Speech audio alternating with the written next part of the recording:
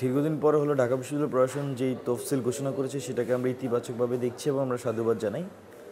আর 2019 সালে যে প্রেক্ষাপটে ডাকসু হয়েছে একটা আন্দোলনের পরে, সেটা সেটা কোটা সংস্কার আন্দোলন ছিল, কিন্তু আমরা দেখছি যে 24 সালে কিন্তু কোটা সংস্কার আন্দোলনই শুধু নয়, আমরা একটা গণ অভ্যুত্থান হয়েছে। গণ অভ্যুত্থান পরবর্তী সময়ে এখানে ফ্যাসিস্ট আওয়ামী লীগকে আমরা হঠাৎ সক্ষম হয়েছি।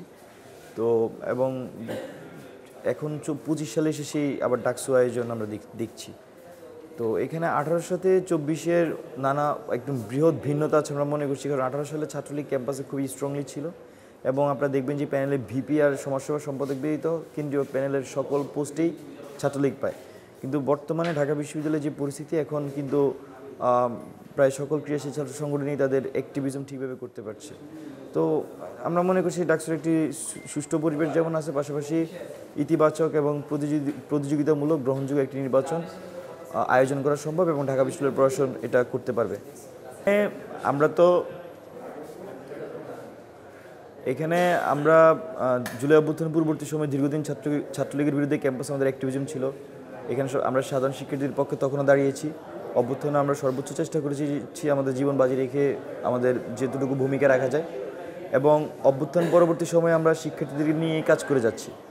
তো এখানে আমরা মনে করছি যে শিক্ষার্থীরা আমাদেরকে তাদের প্রতিনিধি হিসেবে নির্বাচন করবে, কারণ আমরা যেই কমিটমেন্ট দেখানোর দরকার ছিল ক্যাম্পাসে আমরা সেটা দেখাতে পেরেছি, শুধুমাত্র অভ্যুত্থানে না, অভ্যুত্থানের পূর্বে এবং পরে উভয় সময়ে। তো আমরা আশাবাদী যে শিক্ষার্থীরা আমাদেরকে তাদের প্রতিনিধি হিসেবে নির্বাচন করবেন। এখানে শুরু থেকেই ইলেকশন চায় না এরকম একটা পজিশন ছিল ছাত্রদলের, বিভিন্নভাবে তারা এটা বোঝানোর চেষ্টা করেছে। আমরা দেখছি যে এখনও ইলেকশনকে ঘোলাটে করার অনেক ধরনের অপতৎপরতা আছে, কিন্তু ক্যাম্পাসে যারা নিয়মিত শিক্ষার্থী, যারা অনার্স মাস্টার্সে আছেন, তারা কিন্তু ডাকসু চায়। এবং বিশ্ববিদ্যালয়ে একটি জরিপে দেখা গেছে যে প্রায় 96% শিক্ষার্থী ডাকসুর পক্ষে ভোট দিয়েছে, নিয়মিত শিক্ষার্থীরা। তো এখানে অনেক অনিয়মিত শিক্ষার্থী আছে যারা এখন নতুন করে এসে এমফিলে ভর্তি হয়েছে। তো এদের অনেকের আসলে ক্যাম্পাসে যেহেতু গ্রহণযোগ্যতা নাই এবং ভোটে যাওয়ার ভয় পাচ্ছে দেখে তারা নানা ধরনের অপতৎপরতা চালাচ্ছে। তো আমরা আশা করি যে সাধারণ শিক্ষার্থীদেরকে সাথে নিয়ে আমরা ডাকসুকে বাস্তবায়ন করতে পারবো এবং ঢাকা বিশ্ববিদ্যালয় প্রশাসনকে আমরা সেই সহযোগিতা করব।